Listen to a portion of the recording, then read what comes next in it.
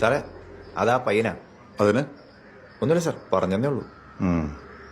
താനവനാ വണ്ടിയുടെ കീ കൊടുത്തിട്ട് ആ ഫോർമാലിറ്റീസ് ഒന്നും നിൽക്കണ്ട. Okay sir.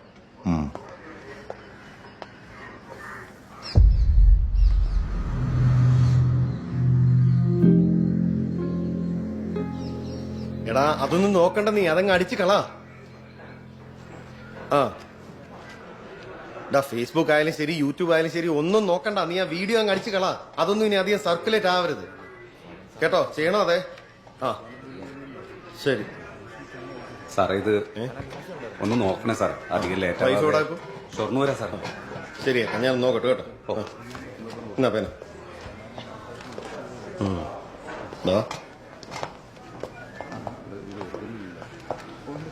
ഒരാള് ചത്തപ്പോ സമാനമായല്ലോ നിനക്ക്. അതിന് ഞാനൊന്നും ചെയ്തില്ല ഏട്ടായി.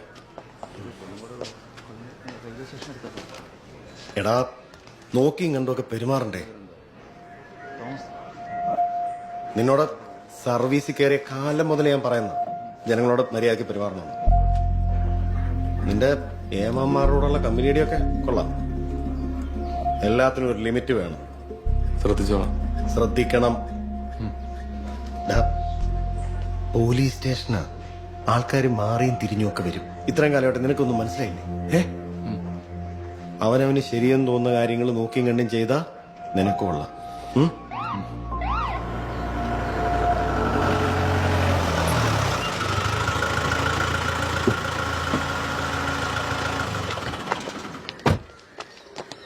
ആ ഗിരി, അസോസിയേഷൻ തലപ്പത്തേക്ക് കയറിയ പിന്നെ തന്നെ വഴിക്ക് കാണുന്നില്ലടോ.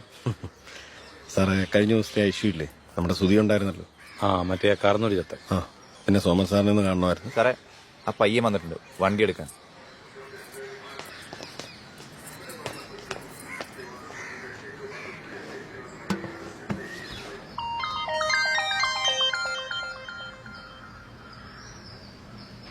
സാർ, എടോ, മനുഷ്യന്മാരോട് കുറച്ച് മര്യാദയ്ക്ക് പെരുമാറാൻ പഠിക്കും. സാർ ഇനി ഉണ്ടാവില്ല സാർ. ആ എന്നാ തനിക്ക് കൊള്ളാം. ഇതിപ്പോ ഞാൻ ഒരുവിധം പറഞ്ഞ് സെറ്റിലാക്കി. സാർ ഇനി മേല ഇങ്ങനത്തെ എന്തെങ്കിലും പരാതി വന്നാ സാർ സോമാ പറപ്പിക്കും ഞാൻ. Sorry sir. മനസ്സിലായോ? സാർ സാർ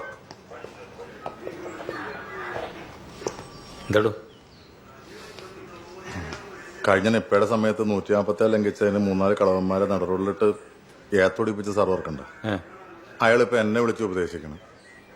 മായിര് ഇങ്ങനെയൊക്കെയല്ലോ ഓരോന്ന് പഠിക്കുന്നത്. സാറേ, ആ കിളവൻ അറ്റാക്ക് വന്ന് ചാവൻ ഇത്രയ്ക്ക് മുട്ടിയേക്കാണെന്ന് എനിക്കറിയോ. തമിഴ് കൂളാ.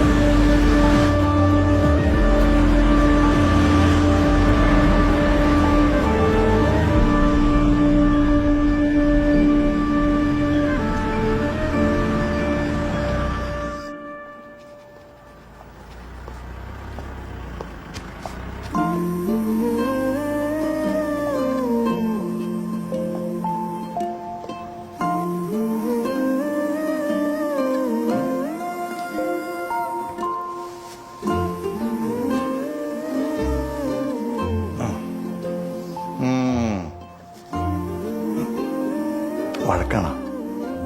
ഡാ. ടാങ് ടടാങ്. അച്ഛാ എങ്ങനെയുണ്ട് പഠിത്തമൊക്കെ? പൊളിയാ ഏ? പൊളിയാ. ആണോ?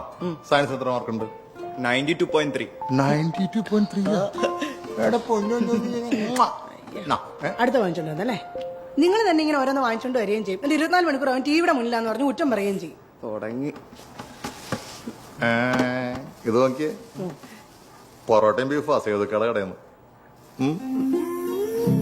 പിന്നെ ഓ ഓ ഓ ഡാ, അതിന്റെ സൗന്ദര്യം കണ്ടോണ്ടിരിക്കാൻ വരെ പഠിക്കാൻ നോക്കി. ഭാവിയിൽ IPS ഓഫീസറിനോട് നിന്റെ കളി കേട്ടോ. പഠിച്ചോ.